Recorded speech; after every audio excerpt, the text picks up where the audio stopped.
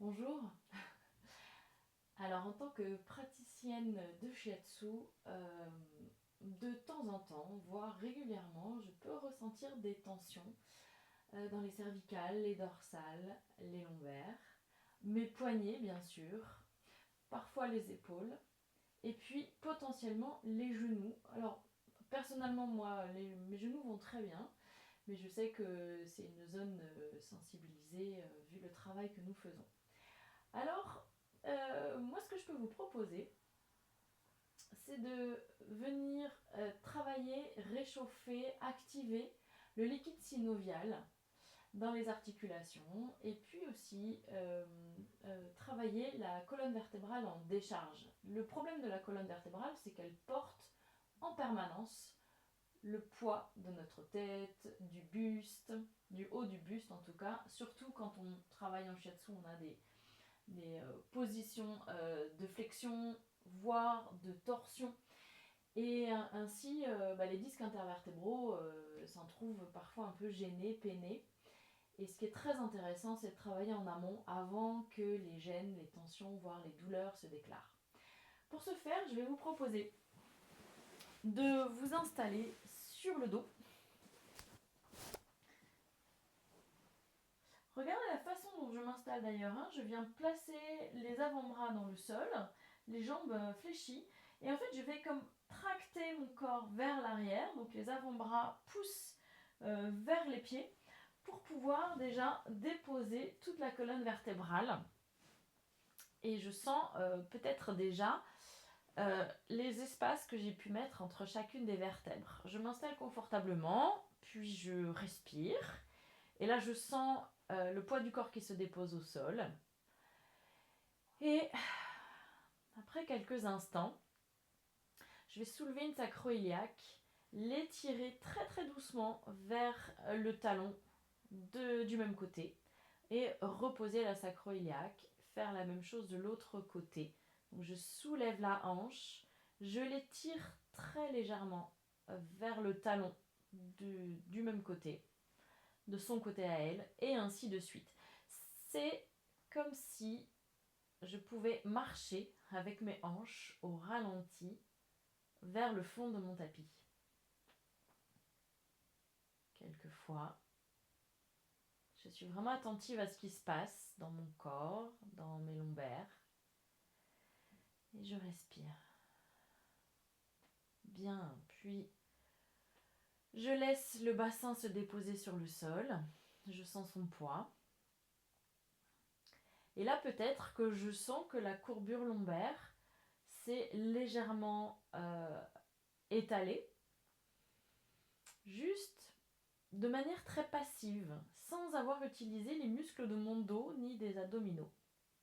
J'aurais pu aussi faire cette opération en montant, en ramenant les deux genoux vers moi et en faisant la même chose avec les hanches.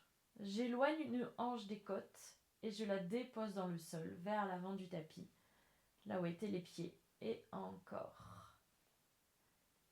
Peut-être que ce mouvement-là va mieux vous parler, donc à vous de choisir celui que vous préférez. Ensuite, après avoir donc bien déposé le bassin dans le sol, je vais pouvoir attraper mes côtes avec les deux mains, bien largement, et puis soulever la moitié du dos et la déposer vers la tête, vers le ciel, enfin vers l'arrière de votre tapis. Donc je soulève un côté et je le dépose. Alors là, c'est pas simple de ne pas utiliser le muscle du dos. On peut s'y reprendre à plusieurs fois. Bien sûr, ça va un peu faire remonter les épaules, mais pour le moment, c'est pas très grave. Je soulève et je dépose. Je soulève et je dépose. 2 ou 3 fois encore. De telle manière à ressentir encore une fois que la colonne s'est étirée et qu'elle est complètement en décharge. Mais c'est un étirement très passif, histoire que les liquides interstitiels et qui baignent les disques intervertébraux puissent réimbiber la colonne vertébrale. Parce qu'elle n'est pas très vascularisée, cette colonne, alors du coup, c'est facile qu'il y ait des micro-œdèmes qui se créent et du coup ça fait des pressions sur ce qui entoure la colonne, c'est-à-dire les muscles, les nerfs, etc. Pour les cervicales, je vous propose de placer les deux mains derrière la tête et de la même manière, plutôt derrière la nuque en fait, de la même manière que les tranchants des petits doigts puissent venir étirer, là aussi de manière passive, les cervicales. On peut placer une main et puis l'autre, un peu comme si je coiffais la base de mes cheveux vers le sommet du crâne et je laisse le poids de la tête se déposer au sol à chaque fois. Plusieurs fois, puis je reste. Et je profite de l'allongement subtil mais néanmoins efficace de toute la colonne vertébrale. Et puis, je vais pousser sur mon pied gauche tout doucement jusqu'à ce que je sente que l'ensemble de la colonne jusqu'au cervical soit mobilisé. Et je reviens. C'est tout petit, c'est vraiment pas spectaculaire. Je presse le talon, le pied dans le sol et ça va faire bouger très passivement, si je peux, bien sûr, toute la colonne, des lombaires jusqu'au cervical et ainsi de suite 2 ou 3 fois.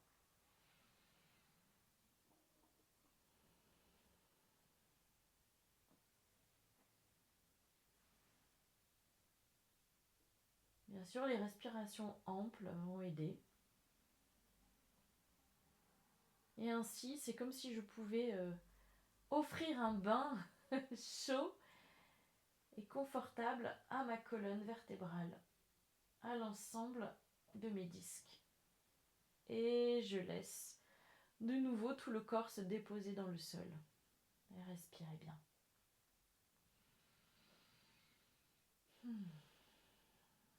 Bien. Ce que je peux vous proposer ensuite pour la colonne, bien sûr pour sortir de cette position-là, je propose de placer un bras derrière la tête, puis avec le pied opposé, de tourner sur le côté, déposer l'autre main dans le sol, de telle manière à relever le buste avec la force de mes bras, pour ne pas trop solliciter mon dos. Et puis, je propose une action peut-être un petit peu plus dynamique, mais néanmoins aussi très efficace, et peut-être qui potentiellement pourra mieux vous parler, je ne sais pas, il faut expérimenter pour le sentir. C'est tout simplement de se déposer dans le sol à 4 pattes. Les coudes sont légèrement ouverts comme on le fait souvent au shiatsu. La nuque est dans le prolongement de la colonne et je sens déjà une connexion entre le sommet du crâne et le coccyx. À partir d'ici, vous inspirez et en soufflant, vous allez presser un petit peu plus volontairement le talon des mains et les genoux, puis vous les rapprochez. Bien sûr, ça ne va pas bouger, mais il y a l'intention de les rapprocher les uns vers les autres, c'est-à-dire le poignet droit, enfin la main droite vers le genou droit et même chose à gauche. Puis je relâche. C'est vraiment tout petit, ça ne se voit presque pas. Et 2 ou 3 fois, par contre, je vous invite à prendre le temps de ressentir ce qui se passe dans la colonne vertébrale. Je relâche, j'inspire ici et souffle. Je presse les genoux, le talon des mains et je ramène les deux les uns vers les autres. Et de nouveau, là, peut-être vous le sentez, c'est ce qu'on appelle un pompage discal. Idem, les liquides autour de la colonne vont pouvoir réimbiber les espaces qui sont peut-être un peu compressés à cause de votre travail et puis de la vie quotidienne. On peut tout à fait le faire aussi en déposant les avant-bras au sol. Et de cette manière-là, peut-être certains d'entre vous vont mieux sentir. Là, c'est l'ensemble de l'avant-bras jusqu'au bout des doigts qui presse le sol, puis qui est comme tracté vers les genoux. Et les genoux aussi ont une intention d'aller vers les coudes, sans que ça bouge sur le tapis, bien sûr. Encore une fois, j'inspire et souffle, je presse et j'emmène et je relâche. Bien. Il y aurait bien d'autres exercices à faire pour le dos, mais je vais m'arrêter là pour cette démonstration. Puis maintenant, j'aimerais quand même vous proposer quelque chose pour les genoux. Donc, l'idée c'est de faire un petit hamac avec ses mains qu'on vient placer sous la cuisse, proche du genou, mais quand même sur la cuisse, pas sur le genou. Et puis je vais basculer un petit peu en arrière. Ça va soulever la jambe. Et je vous propose de le faire plusieurs fois, aller-retour, pour prendre vraiment la mesure du fait que vous lâchiez complètement les muscles de la jambe. Est-ce que ça va pour vous? Donc c'est un côté bateau-ciseau, comme quand on était petit. J'y vais et je relâche. Et là, sachez que la synovie est en train de faire son travail. Elle active, elle réimbibe les cartilages dans sa capsule du genou de manière vraiment efficace. Et pour aller un petit peu plus loin, là, en exercice préalable, on va mettre les mains sur les cuisses et vous allez passer d'un ischion à l'autre. Parce que ça c'est facile, je sens l'ischion dans le sol d'un côté, l'ischion dans le sol de l'autre. Puis je peux même apprécier le poids viscéral qui est comme balancé d'un côté à l'autre. Ça fait déjà un petit massage intérieur, mais c'est pas du tout l'objet de la démonstration aujourd'hui.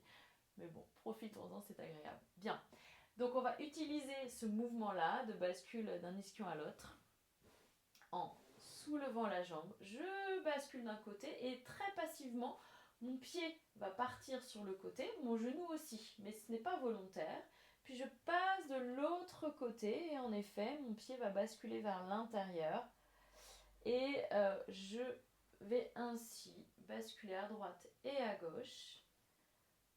Je peux y emmener aussi un mouvement du bassin pour faire comme une rotation complètement passive dans la jambe que je maintiens. Et ainsi, le genou est aussi imbibé de manière un petit peu plus efficace que la première fois. On y va par étapes. Ok. Et bien sûr, on fera la même chose de l'autre côté. Donc au départ, c'est juste d'avant en arrière. Et j'arrive à coordonner donc l'ensemble de mon corps, les mouvements que je donne à mon bas de dos, à mes abdominaux pour partir en arrière, pour revenir vers l'avant. Et quand je sens que c'est vraiment mes mains, enfin que le poids de la jambe se dépose dans mes mains, dans mes bras, jusqu'aux épaules, moi je le sens là, alors je vais pouvoir basculer d'un ischion à l'autre et je peux observer mon pied qui va faire des mouvements tout seul sans aucune implication musculaire. Et si je respire, c'est encore mieux, d'autant plus efficace. Et si en plus je prends du plaisir à ce geste, alors c'est la panacée.